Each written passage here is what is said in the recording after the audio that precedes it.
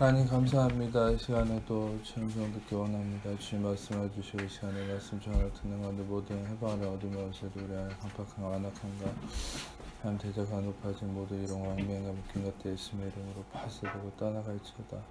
세상연맹 이곳에 한영을 초청 모셔드리고 온전 의지하온 영광으로 임하시고 다스리시고 충만케 하시며 주의 나라에 임하주시고 뜻이 하나서 이루어진 것 같이 땅에서 이루어진 주께서 예비하신 심령 안에 30배, 10배, 100배, 차원넘치 열매 가득하도록 우리 시간 주장하시고 역사해 주옵소서.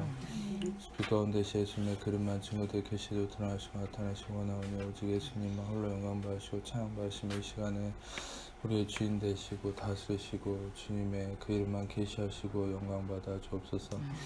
주님께만 모든 영광을 존귀와 찬양 올려드리오니 예수님 홀로 영광 받으시고 찬양 받으시옵소서. 감사합니다. 주님 감사합니다. 영광 받으시옵소서. 감사합니다. 예수님 감사합니다. 아버지 감사합니다. 성령님 감사합니다. 은혜와 그의 선물을 넘치게 받습니다. 주님 감사합니다. 보혈의 피를 뿌리고 덮습니다. 주님 하시옵소서. 감사합니다. 모든 영광 주님께 올려드립니다. 주님 감사합니다. 영광 받으시옵소서. 감사합니다. 예수님 감사합니다. 주님 찬양합니다. 주님만을 계시하시고 나타내 주옵소서. 감사합니다. 주의 이름만 드러나시기 원하오니 주님 홀로 영광 받으시옵소서. 감사합니다. 주님 감사합니다. 영광 받으시옵소서. 감사합니다. 주님만 나타나시옵소서. 감사합니다. 주님의 이름만 계시하여 주옵소서. 감사합니다. 모든 영광 주님께만 올려드리오니 주님 홀로 영광 받으시옵소서. 감사합니다. 주님 감사합니다. 영광 받아 주옵소서. 감사합니다. 모든 영광 주님께만 올려드리오니 주님 홀로 영광 받으시옵소서. 주님 감사합니다. 예수님 감사합니다. 아버지 감사합니다. 성령님 감사합니다. 주님 영광 받으시옵소서. 감사합니다. 모든 영광 주님께 올려드립니다. 감사합니다. 주님 찬양합니다. 모든 영광 주님께 올려드리며 우리 사랑하시는 예수님 이름으로 기도합니다. 네, 함께 보실 말씀은 열왕기하 6장 11절에서 12절. 열왕기하 6장 11절에서 12절 같이 스크린 보시면 그냥 스크린 보셔도 됩니다. 안 찾으셔도 여기 다 준비했으니까 같이 읽겠습니다. 시작. 이러므로 아람 왕의 마음이 불안하여 그 신복들을 불러 이르되 우리 중에 누가 이스라엘 왕과 매통하는 것을 내게 말하지 아니하느냐 하니 그 신복 중에 한 사람이 이르되 우리 주 왕이여 아니로소이다. 오직 이스라엘 선지자 엘리사가 왕이 침실에서 하신 말씀을 이스라엘 왕에게 전하나이다 하느니라. 우리가 전에 제 설교도 많이 나눴지만 이 엘리야와 엘리사가 의미하는 바가 있어요. 분명히 이제 역사적으로는 엘리야가 스승이고 하나님께 부름받은 선지자지만 엘리사는 그 이후에 이은 제자로서의 어떤 표면적인 모습이 있다고 하지만은 더 복음적인 진리안에서 보면은 어떤 면에서는 그 복음서에서 표현하듯이 세례 요한이 엘리야의 성정을 가졌다. 그래서 이 엘리야는 어떤 면에서는 은혜로 오시는 복음의 진리신 은혜와 진리신 예수 그리스도의 그 핵심적인 그 은혜를 오기 이전에 율법을 의미하는 바가 실은 엘리야가 그 상징하는 바가 있어요. 그리고 엘리사는 그 이어서 은혜로 오신 예수님을 상징합니다. 실상 이 이름 자체도 엘리샤라고 해서 이것은 나의 야훼는 구원이다. 엘리 나의 하나님, 샤라는 구원이란 말이 엘리샤는 나의 하나님은 구원이다. 다시 말하면 예수님도 구원 그 자체죠. 그 예샤라고 해서 예라는 말은 나의 하나님이고 샤는 구원. 그래서 나의 하나님은 구원이다. 그런데 중요한 것은 또한 이 예수님이 이제 이 땅에 오셨을 때 무화과나무로 저주하는 것 빼고는 다 살리는 기적이었거든요. 근데 엘리사도 놀랍게도 이제 자기를 대머리라고 놀렸을 때 곰이 그 놀린 사람들을 찢어 죽인 사건이 있었는데 그 외에는 다 살리는 기적이었어요. 그러니까 엘리사와 엘리야의 큰 차이가 뭐냐면 엘리야는 모든 기적이 다 저주와 죽음의 기적이었거든요. 뭐 여러분이 가장 잘 아는 게 갈멜산의 전투. 예, 그래서 바알과 아세라 선지자들을 다 살육하고 도륙해버리는 사건이 일어나죠. 근데 그 사건만 봐도 엘리야는 이 저주와 심판이 가득한 어떤 율법적인 어떤 본질을 내포하고 있는 어떤 상징성이 있어요. 근데 엘리사는 그 이후에 다 살리는 기적이죠. 그게 바로 구원이신 예수 그리스도의 은혜와 진리신 예수 그리스도를 의미하는 바예요. 그래서 여러분들이 한 가지 알아야 될 거, 이 엘리사가 의미하는 바는 단지 역사적으로 엘리사라는 이 어떤 인물 자체를 표면으로 삼기보다는 우리는 더 복음의 본질성 안에서 엘리사를 봤을 때 이 엘리사는 바로 예수 그리스도를 의미하는 바다. 그리고 전에도 얘기했듯이 요한복음 5장 39절의 말씀처럼 너희가 성경에서 영생을 얻는 줄로 생각하고 성경을 연구하지만 이 성경은 나에 대해서 증언하려고 하는 것이다.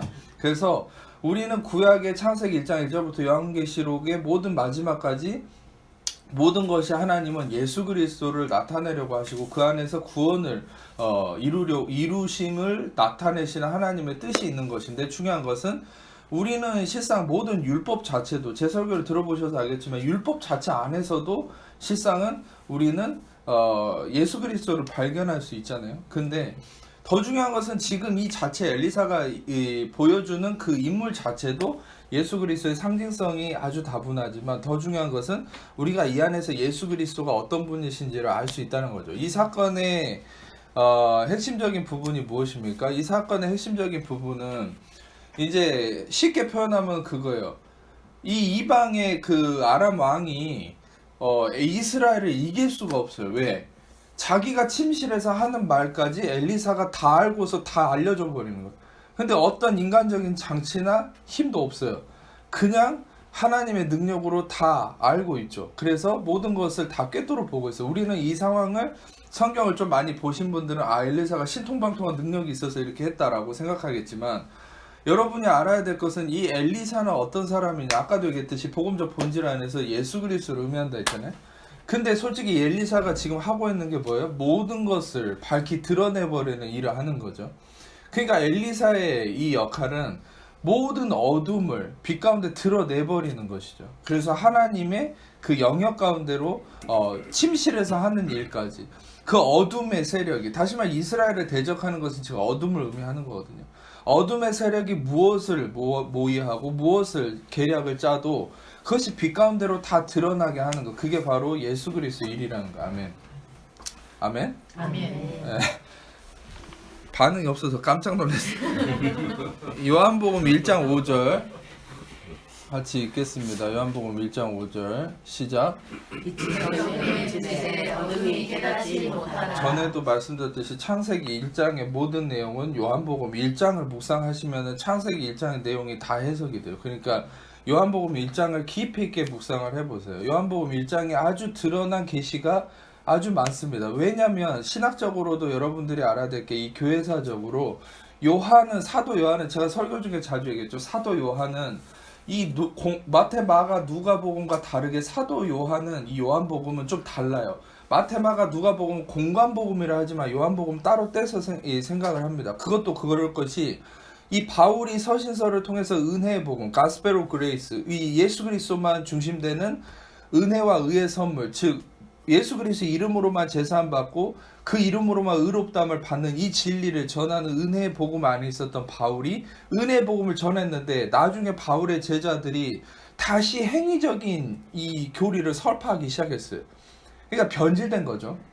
갈라디아서처럼 처음에는 은혜로 시작했다가 이제는 다시 나의 행위로 뭔가를 이루어야 된다는 육신적 행위에 빠지는 일이 이 은혜 복음의 중심이었던 바울의 제자들에게도 나타났다는 거예요. 그래서 바울의 제자들이 그런 일이 일어나니까 사도 요한이 그게 가슴 아프고 성령의 감동을 받아서 사도 요한은 요한복음을 다시 썼어요. 왜?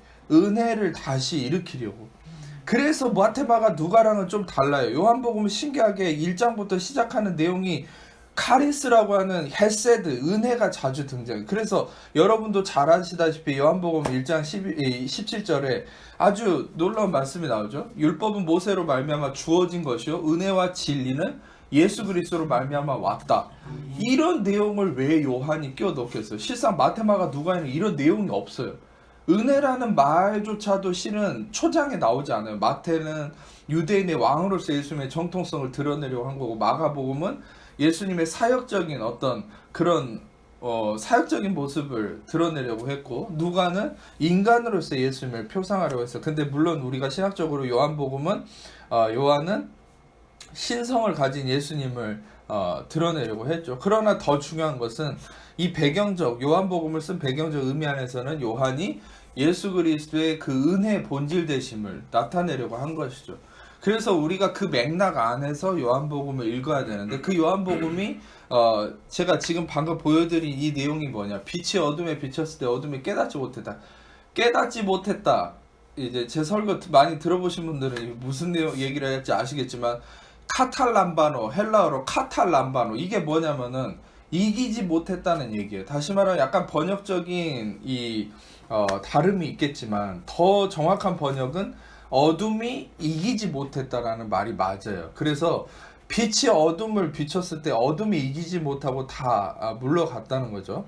그러니까 중요한 것은 우리가 이 부분을 왜 얘기했냐면은, 아까도 얘기했듯이 예수 그리스도가 모든 어둠을 비췄을 때는 그 어둠 가운데서 드러나지 않을 것이 없다는 거예요. 아멘. 중요한 것은 우리는 이 예수 그리스도가 빛 되심을 통해서 어둠의 일들을 다 드러내신다는 거예요. 그래서 어둠의 일을 드러냈을 때는 그 어둠이 절대 힘을 쓰지 못한다. 어둠이 이기지 못한다. 어둠이 깨닫지 못한다가 아닙니다. 어둠이 이기지 못한다는 번역이 더 맞아요. 그래서 우리가 말씀을 또 하나 보겠습니다. 마태복음 10장 24에서 26절 읽겠습니다. 시작. 제자가 그 선생보다 또는 종이 그 상전보다 높지 못하니, 제자가 그 선생 같고 종이 그 상전 같으면 족하도다.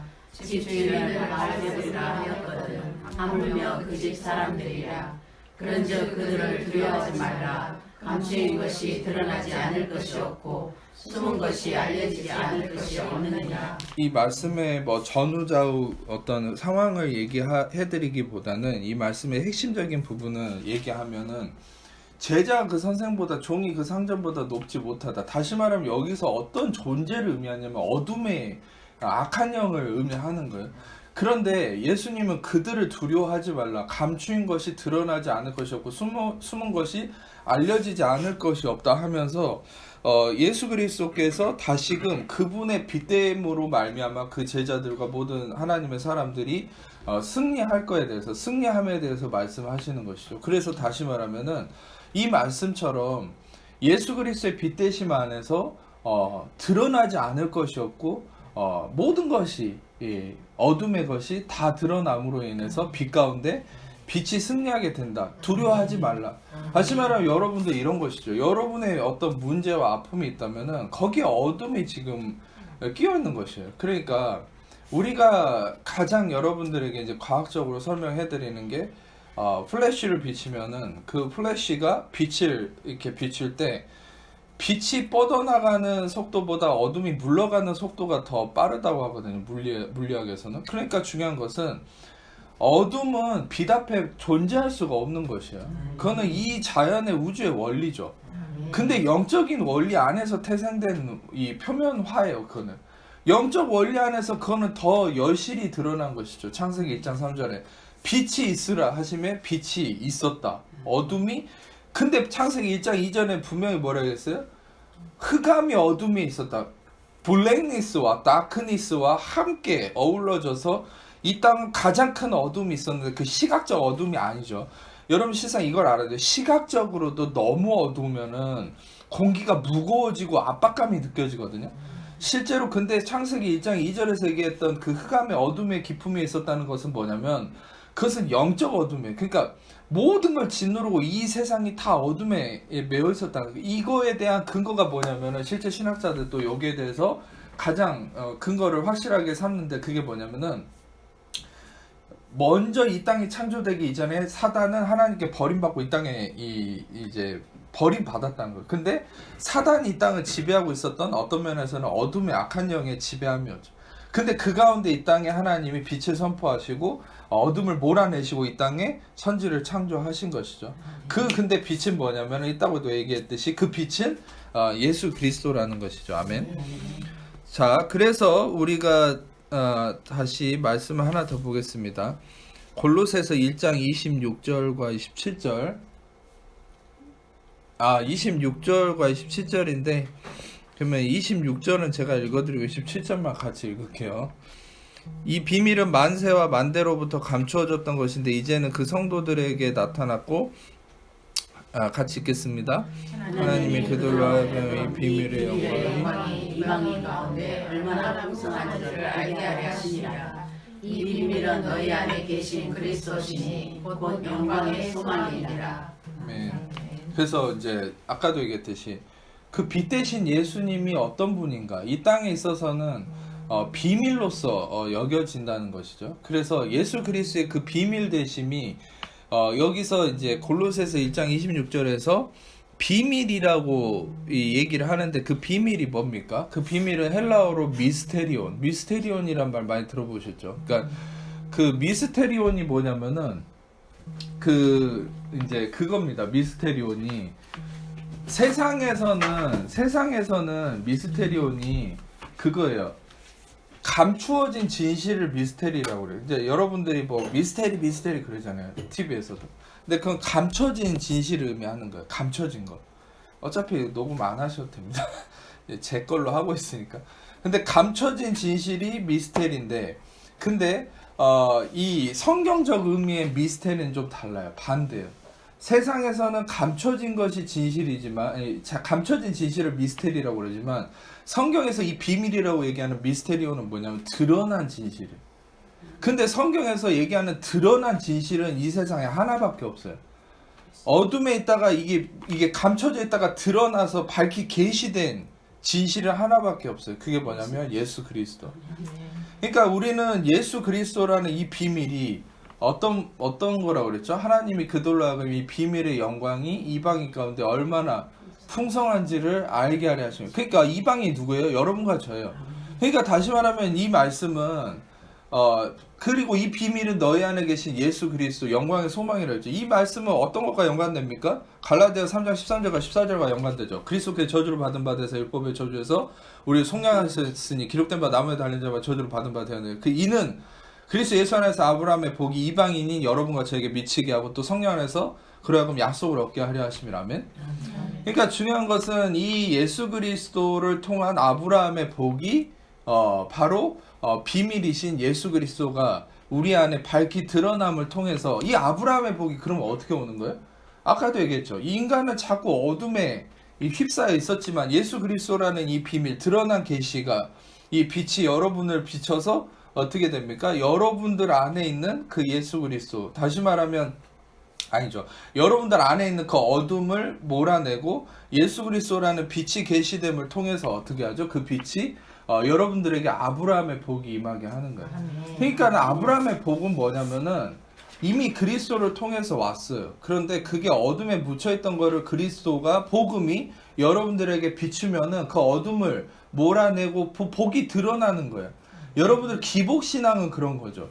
지금 내가 뭘 하면 복을 받고, 내가 뭘 통해서 지금 뭔가가 쏟아 부어진다. 그게 기복신앙. 근데 복음은 그게 아니에요. 굿뉴스, 가스펠은 그게 아니에요. 가스펠은 뭐냐면 지금 내가 뭘 해서 지금 뭔가가 떨어지는 게 아니라 이미 그리스도를 통해서 다 이루었다 하셨을 때 우리에게 주어졌는데, 우리 안에 어떤 이 여러 가지 어둠이 이렇게 그거를 가리고 있었던 것이 빛이 비추면은, 그 복음의 빛, 은혜와 진리신 예수 그리스도의 빛이 비치면은 이 드러난 이 뭡니까? 진실인 이 비밀이신 예수 그리스도의 영광의 소망이 우리의 삶에, 우리의 심령에, 우리의 모든 것 가운데 비치면은 그게 드러나는 거죠. 복이 드러나는 거예요. 그러니까 이 원리로 생각을 해보세요. 내가 그거를 자꾸 얻어내는 개념으로 생각하니까 복을 기다린다고 생각하는 거예요. 네. 내가 기도하고 내가 경건생활하고, 그게 아니에요. 복을 하나님이 이미 주셨고 우리는 그리스도의 빛을 계속 비추고 그 은혜 복음의 진리를 바라볼 때 그 빛이 우리를 비춰주는 것이죠. 그래서 하나님께서 다시금 이 말씀을 좀 먼저 보겠습니다. 창세기 1장 3절. 창세기 1장 3절. 창세기 1장 3절을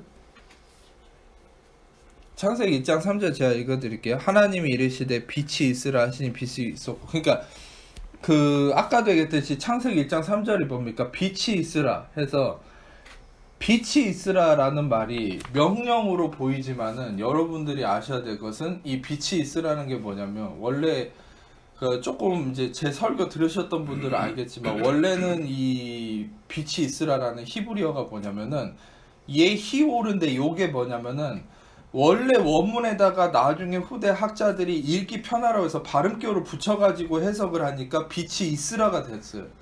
근데 발음교를 붙이기 이전에 고대 원래 원문으로 돌아갔을 때 그것을 번역했을 때는 빛이 있으라가 아니라 그것은 하나의 명제화가 되는 거예요. 그게 뭐냐면 예히오르, 그거는 어떤 나의 야훼는 빛이다라는 명제화가 돼요.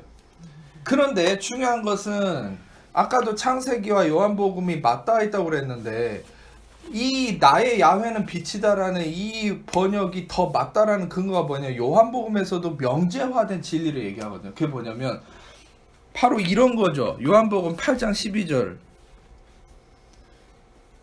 요한복음 8장 12절에 뭐가 있냐면은 나는 세상의 빛이니 나를 따르는 자는 어둠에 다니지 아니하고 세상의 빛을 얻으리라. 나는 세상의 빛이다. 그러니까 이 요한복음 1장에서도 나오지만 예수 그리스도 그분이 빛이고 이 빛이 있으라라는 어떤 하나의 빛 자체에 초점을 맞추기보다는 성경은 더 계시된 진리는 예수 그리스도 그분이 빛이라는 것을 얘기하는 거예요. 그래서 그분이 빛이고 그분을 선포했을 때 바로 여러분들이 아셔야 되는 게 아까도 얘기했죠. 창세기 1장 3절에서 나의 야훼는 빛이다. 그래서 나의 야훼는 빛이라는 게 무슨 말인가? 바로 나의 야훼가 빛이라는 게 바로 예수 그리스도가 빛이다. 왜 그러면 야훼가 왜 예수가 됩니까? 라고 의문을 품을 수 있는데 여러분에게도 전에 한번 나눠드렸죠. 예수님이 십자가에 죽으셨을 때 히브리어, 헬라어, 라틴어로 뭐라고 써서 유대인의 왕 예수라고 패를 달아놨잖아요. 근데 히브리어를 그 제사장들이 보고서 그걸 떼라고 그랬죠. 왜 떼라고 그랬을까요? 단순히 유대인의 왕 예수라고 했을까요? 아니요. 전에 이제 제 설교 들어보신 분들 알겠지만은 예레미야 예가 같은 거를 보면은 딱 1장이 22절로 돼 있어요. 그게 뭐냐면은 앞자 이게 뭡니까? 1절, 2절, 3절, 4절. 근데 앞자만 다 보면 앞자가 히브리 알파벳 순으로 됐거든요. 알렛, 기멜, 달렛, 해 이런 식으로 다 히브리 알파벳 순으로 돼 있어요. 그럼 그건 뭘 의미하냐? 유대인들의 문학적인 습관과 그게 뭐냐면 우리나라도 시조나 이런 거 보면 규칙성이 있잖아요. 다 법이 있고. 근데 유대인의 문학성이 앞자만 따서 읽는 문학성이 있어요. 그러니까는 에레미야 예가 같은 것도 이 히브리어 철자대로 순서대로 해놨거든요. 궁금하면 찾아보세요. 근데 중요한 거는 지금 왜 예수님 유대인의 왕 예수라는 명패를 달아놓은 거를 대사장들이 보고 왜 화를 내냐. 그 사람들 히브리어만 보잖아요. 근데 히브리어 앞자만 봤을 때 앞자가 이상한 거예요. 왜냐면 히브리어로 뭐라 썼냐면은 유대인의 왕 예수가 뭐냐면은 예슈아 하나자리 메멜렉 하야후딤 이렇게 네 자로 써있는데 그 앞자만 떼면은 유드해 바브해가 돼요. 유드해 바브해가 뭐냐면 야훼거든요. 유대인들은 야훼라는 이름을 쓰지를 못해요. 왜? 너무 거룩하고 두려운 이름이기 때문에. 그래서 목욕을 막 정결하게 예식을 하고 쓰거나 아니면 야훼를 쓰지 못하고 아도나이라는 신적 주인을 지칭하는 아도나이라는 히브리어로 바꿔서 써요.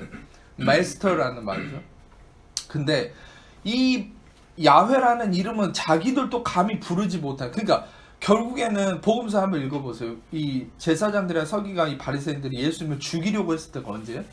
자신을 예수님이 하나님의 아들이라고 일컬었을 때 죽이려고 해요. 그리고 예수님이 십자가에 못 박았던 죄목이 뭔지 아세요? 신성모독이에요. 바로 하나님의 아들이라고 일컬었다는 거예요. 자기를 하나님이라고. 근데 왜 제사장들이 제일 화를 냈냐면 명패를 보니까 앞자가 유드해 바브해거든요. 근데 그거를 누가 썼어요? 그거를 빌라도가 썼거든요. 빌라도한테 화를 내죠. 왜 저렇게 해놨냐.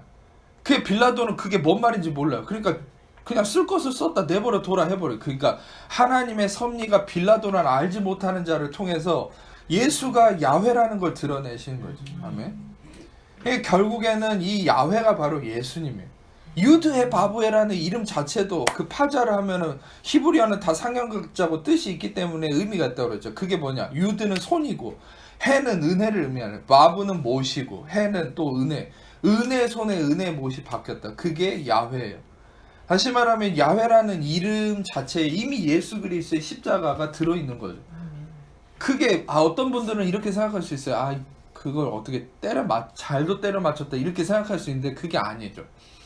제가 그 근거를 얘기해 드리면은 창세기 1장에 인간을 창조한 기사가 나와요. 근데 2장 4절에 다시금 인간에 대한 기사가 또 등장합니다. 창세기를 보면은. 근데 창세기 2장 4절에 인간에 대한 기사가 또 등장하는데 그걸 뭐라 그러냐면 톨도트라고 그래요. 톨레도트, 기원. 그 뭐냐면 인간에 대한 핵심적인 기원을 이제 다시금 의미하는 기사죠. 근데 그것을 얘기하는 이유는 뭐냐면은 창세기 2장 4절 전까지는 하나님이 자신의 이름을 히브리어로 엘로힘이라고만 얘기해요. 엘로힘, 크리에이터, 전능자, 창조주. 그런데 2장 4절부터는 딱 어떻게 시작되냐면 야훼 엘로힘 이렇게 돼요. 그러니까 2장 4절 뭐랬죠? 인간의 기원을 설명하는 구절이죠. 거기서부터 하나님은 자신의 이름에 하나를 추가해요. 야훼라는 이름을 추가해요. 인간이 등장하고 인간에 대한 세세한 설명이 있을 때 야훼가 계시되는 거예요. 그 말은 뭐예요? 야훼는 인간과 함께 한다는 거예요. 그리고 하나님은 시공의 초월자이기 때문에 전에 얘기했죠. 인간의 인과관계 안에 있지 않고 하나님 카이로스라고 하는 이 인과를 초월한 개념이라고. 그래서 하나님은 그런 거죠. 하나님은 우리는 어떤 면에서 인간이 죄를 지었다. 원인. 그 다음에 결과. 죄를 지어서 저주를 받았다. 그 다음에 예수 그리스도가 와서 해결했다. 이런 인과관계 안에서 생각하지만 하나님의 인과관계가 없어요. 카이로스라는 시공을 초월한 개념 안에 있기 때문에 하나님은 솔직히 창조하기 전부터 이미 십자가가 예정돼 있었어요. 그리고 이미 이 땅에 새하늘과 새 땅이 이미 다 예정돼 있었어요. 그거를 여러분과 저의 두뇌로는 이해할 수 없어요.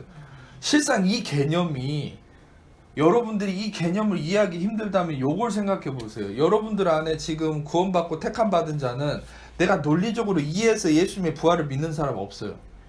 그리고 실상 예수가 믿어지는 것도 여러분이 논리로 이해해서 지금 예수가 2017년 전에 2019년 전에 팔레스타인 땅에 33살 먹은 유대인 청년이 나를 위해서 죽었다는 게 논리적으로 이해되는 사람 아무도 없어요. 그냥 믿어지는 거죠. 그리고 또 한 가지는 창조도 마찬가지고 더 중요한 것은 부활이 논리적으로 이해되는 사람, 믿어지는 사람 없을 뿐만 아니라 동정녀 탄생이 여러분들이 논리적으로 믿어지는 사람 없어요. 논리적으로 믿는 사람은 없지만 그냥 믿어지는 거죠. 믿어지는 게 무슨 개념이에요? 그게 뭐냐면 여러분들 안에 여러분들과 저는 원인과 결과에 갇혀있는 크로노스라고 하는 인간의 시간 개념 안에 있지만 하나님의 그 영이 성령이 여러분 안에 믿음을 주셨을 때는 그 믿음은 카이로스예요. 그러니까 여러분이 믿어지는 개념이 뭐냐면 여러분의 육신은 아직 이 육신은 예수님이 다시 오실 때 이제 그때 마지막 구원이 입을 게 육신이거든요. 여러분의 영은 이미 구원받았는데 여러분의 육신은 이 한계 원인과 결과 안에 갇혀 있지만 영은 이미 하나님의 영이 들어와서 여러분을 지배하고 있다. 그게 뭐냐면 하나님의 영역이에요. 그래서 여러분의 영은 믿어진다. 그게 뭐냐면 시공을 초월해 있는 거예요. 그러면 예수님의 시공을 초월해 있는 개념이 뭐예요? 예수님이 이 땅에 오셔서 피곤해 하셨죠. 걸어 다니셨죠.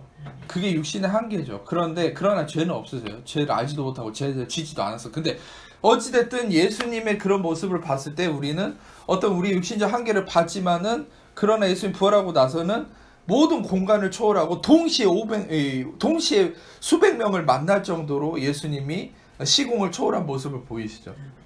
그게 이제 예수님은 완전한 육체를 입은 거예요. 부활하시고 나서. 그게 마지막에 우리가 얻을 모습이에요. 근데 그게 뭐냐면 크로노스를 초월한 카이로스의 개념이에요. 원인과 결과. 그러니까 지금 여러분들이 우리의 괴리감이죠. 우리의 어떤 면에서는 싸워야 되는 부분이 뭐냐면은 우리의 싸워야 될 부분은 우리는 육신적 한계, 원인과 결과에 갇혀 있어요. 근데 영 안에 이루어진 것은 원인과 결과가 없어요. 그냥 다 이루었다. 다 그냥 통으로 생각하는 거예요. 이미 다 이루어짐 안에 있는 거예요. 원인과 결과가 없어요.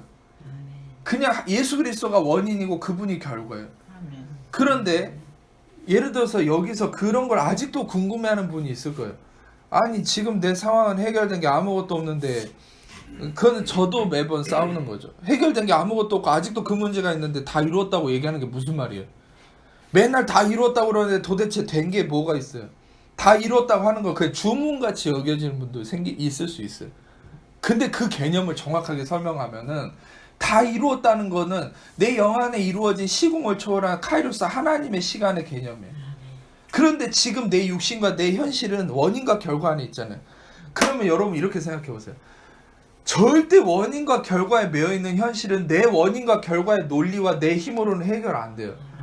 그래서 이 땅은 어둠이 기품이 흑암이 기품이 어둠이 이 땅을 지배하고 있었다. 그 뭐예요?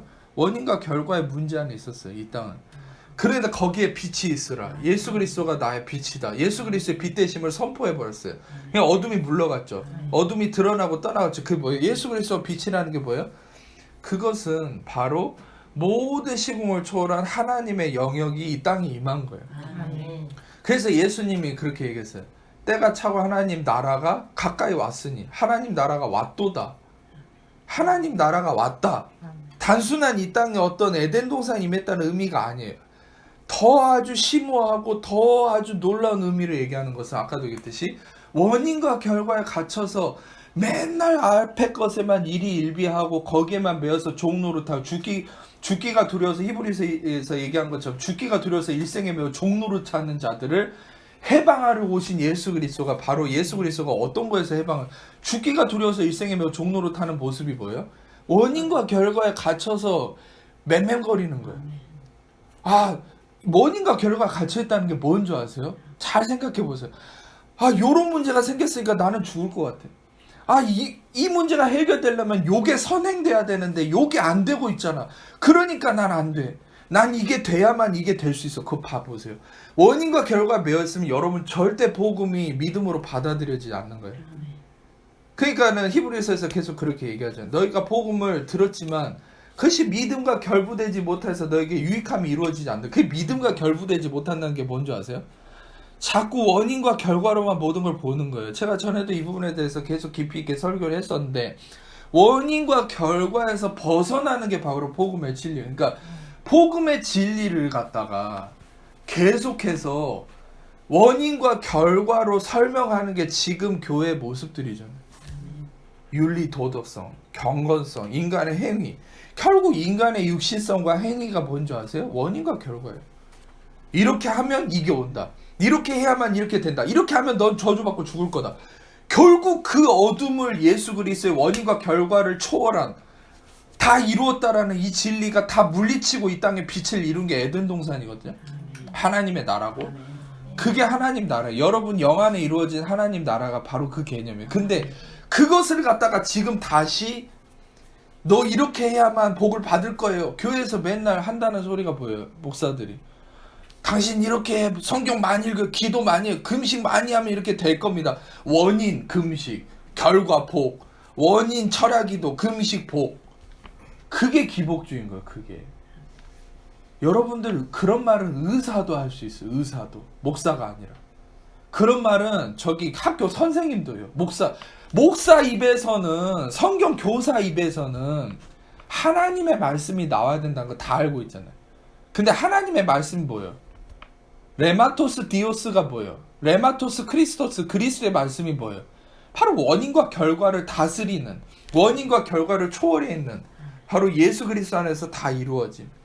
그래서 뭘 얘기하다가 여기까지 왔냐면은 아까도 얘기했듯이 예수 그리스도가 빛이다. 근데 빛이 있었을 때 어둠이 물러갔다. 예수 그리스도가 빛이다. 바로 예수 그리스도가 야훼고 그 빛이 바로 모든 것을 의미한다라는 것을 얘기하는 가운데 아까도 얘기했듯이 그 야훼라는 이름 하나에만 모든 구속사와 모든 십자가의 사역과 모든 게 다 들어있는 것이죠. 근데 실상 그 야훼는 이미 이 천지를 창조할 때 계시된 이름이거든. 창조할 때 계시된 이름에 예수 그리스도의 진리와 복음의 모든 사역이 다 담겨 있다. 그것을 우리는 우리의 육신으로는 이해하기 힘들지만 이게 우리 영안에서는 납득이 되는 거죠. 그래서 실상 여러분들이 어떤 의미로 생각을 해야 되냐면은 여러분들 다시 한번 이 부분을 조금 결론적으로만 종합해서 말씀드리면은 여러분들 이렇게 생각해야 돼요. 지금 여러분들이 복음의 말씀을 들으면서 이해가 안 되고 아직은 습득이 안 되는 건 아, 내가 아직 죄가 많아서 그래. 절대 아니에요. 내가 아직 문제가 많아서 그래. 내가 아직 덜 돼먹어서 그래. 절대 아니에요. 아직 여러분들이 원인과 결과에 갇혀있을 뿐이에요. 그걸 육신성이라고 얘기하는 거예요. 그것이 점점 영의 것이 여러분들을 다스리기 시작. 영의 것이 여러분의 생각과 모든 걸 다스리기 시작해야 돼요. 그게 뭐냐면 로마서 8장에 얘기했던 것처럼 육신의 생각과 영의 생각이죠. 육신의 생각은 사망이고 영의 생각은 생명과 평안이다. 그러니까 중요한 것은 이제 이 부분을 좀 나중에 설교를 하겠습니다. 그런데 이제 표면적으로만 잠깐 말씀드리면은 로마서에서도 계속 생각의 영역의 변화를 얘기하거든요. 왜냐면은 영의 것이 생각을 통해서 육신을 다스리고 현실을 다스리거든요. 근데 이 개념은 지금 이 서점을 가보면은 뉴 에이지, 예수 그리스도가 없이 신비적인 부분을 가지고만 어떤 현상적인 변화를 꾀하려고 하는 뉴 에이지, 그런 자기개발 서적에도 굉장히 많이 나오죠. 실상 그런 효과가 있어요. 왜? 인간이 그렇게 창조됐으니까. 인간의 생각을 통해서 현실을 다스리고 바꿀 수 있는 그 능력이 있어요. 그런데 한계성이 있죠. 왜? 구원이 없으니까. 구원이신 예수 그리스도의 본질성이 없고 그 생각으로 현실을 바꾸려고 하는 것도 결국 원인과 결과의 문제거든요. 그러나 그리스도인들은 더 엑셀런시한 어떤 더 우월함이 뭐냐면은 그리스도인들은 안에 원인과 결과를 초월한 영의 개념, 성령 안에서 이루어진 하나님 나라가 있기 때문에. 그래서 여러분들 오늘부터 그걸 생각해야 돼요. 하나님 나라는 원인과 결과가 없어요. 원인과 결과가 없기 때문에 여러분들이 인풋을 해야 될 부담이 없는 거예요. 그러나 원인과 결과가 우리에게 없지만 다시 말하면 이 땅의 영역 안에서 그것을 성취하신 게 또한 예수 그리스도예요. 이 땅에 속박되어 있는 원인과 결과에서 우리를 구원하신 게 예수 그리스도죠. 그게 뭐냐? 그 원인과 결과에 대한 어떤 필요 충족도 예수님이 이루신 거죠. 왜냐면은 원인, 죄를 지었다. 결과, 저주를 받았다. 그러면 예수 그리스도가 어떻게 했어요? 죄를 지은 거에 대한 저주, 저주에 대한 대가, 저주에 대한 대가, 죽음. 그래서 예수 그리스도가 바로 죄가 되시고 그 죄가 되심으로 말미암아 저주를 받아서 우리를 의롭게 하셨다. 거의 고린도후서 5장 21절의 말씀처럼 하나님 죄를 알지도 못하신 이를 우리를 대신하여 죄를 삼으신 것을 우리로 하고 그래서 하나님의 의가 되게 하려 하시면. 그러니까 하나님의 의가 되시기 위해서 예수님이 죄가 되신 거죠.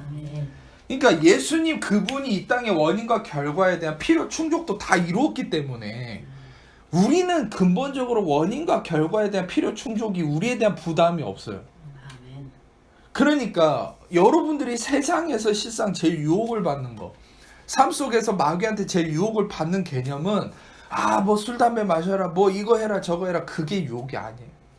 그거는 그냥 육신적인 표상이에요. 그렇다고 해서 제 설교 들어보신 분 알겠지만 제가 그걸 해도 된다, 뭐 해도 괜찮다 이런 얘기를 하는 게 절대 아니에요. 제가 얘기했잖아요. 그런 것을 통해서 우리는 손해를 입을 수 있다고. 그 손해가 뭐냐면은 잠깐의 쾌감 때문에 평안을 잃어버리는, 안식을 잃어버리는, 그게 가장 큰 손해죠. 그러나 제가 지금 이걸 얘기하려는 게 아니라 제가 그렇다고 해서 그런 어떤 정욕적인 부분들을 허용하고 막 다 괜찮아라고 얘기하는 그런 죄에 대한 면죄부를 드리는 게 아니라 제가 얘기하는 건 본질적인 게 그게 아니라는 거예요. 여러분의 육신성이라는 건 정욕적인, 육신의 정욕과 안목의 정욕과 이생의 자랑의 어떤 정욕적인 부분이 아니고 여러분의 어떤 육신성이라는 게 뭐냐면 아까도 얘기했듯이 그런 부분이죠. 원인과 결과에 갇혀서 내가 그 원인에 대한 어떤 결과를 내가 대가를 치르고 이루려고 한다든지, 어떤 결과를 이루기 위해서 내가 그 원인이 되기 위해서 노력한다든지, 둘 중에 하나는, 둘 다 어떤 의미가 있죠? 내가 어떤 결과를 이루기 위해서 원인이 되려고 하는 것은 내가 복을 받기 위해서 뭔가 막 대가를 치르는 부분이겠죠. 내가 그리고 어떤 잘못한 부분에 대해서 결과, 즉 저주가 임하지 않으려고 막 그 결과를 이루지 않기 위해서 내가 노력하는 거. 그것도 다 내가 원인과 결과의 어떤 주인공이 되려고 하는 거. 근데 여러분, 이 땅의 원인과 결과의 주인공도 예수 그리스도가 되셨다는 거예요. 예수 그리스도가 원인이 되시고 결과가 되시고 십자가를 통해서 다 이루시고 죄가 되시고 저주를 받으시고 죽으시고 대가를 치르시고 죄를 사하시고 의를 이루셨다. 예수님이 여러분의 원인과 이 땅의 현세의 원인과 결과에 대한 답을 이루셨어요.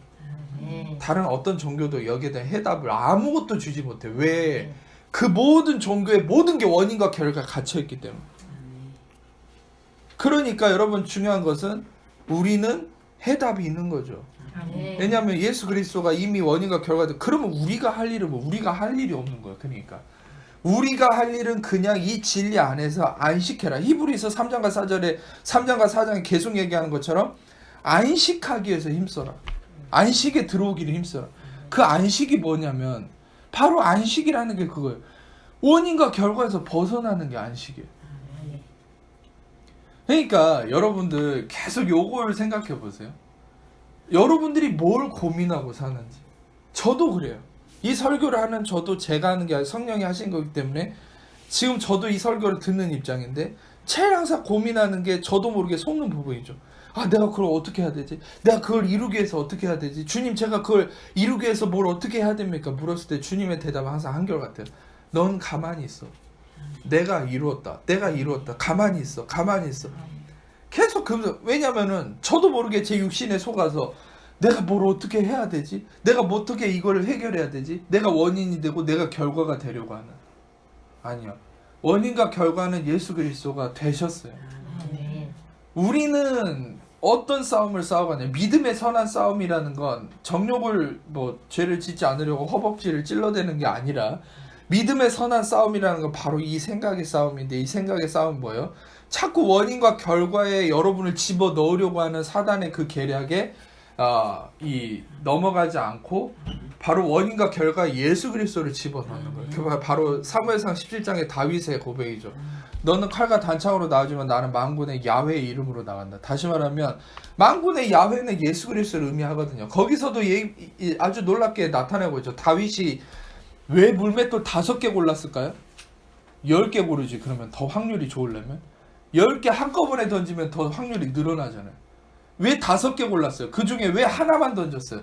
왜 그것도 하나가 그 정통으로 맞춰서 죽였을까요? 5개는 5는 은혜의 숫자거든요. 은혜의 숫자를 의미하는 거예요. 다시 말하면 다윗은 거기서 성경을 통해 성령님이 그걸 나타내는 거예요. 바로 은혜를 얘기하려고 하시는 거예요. 은혜가 골리앗을 죽인 거예요. 다윗은 그렇게 은혜를, 헤세드라고 은혜를 의지한 사람. 그러니까 나중에 그 솔로몬이 고백할 때 그런 고백을 해요.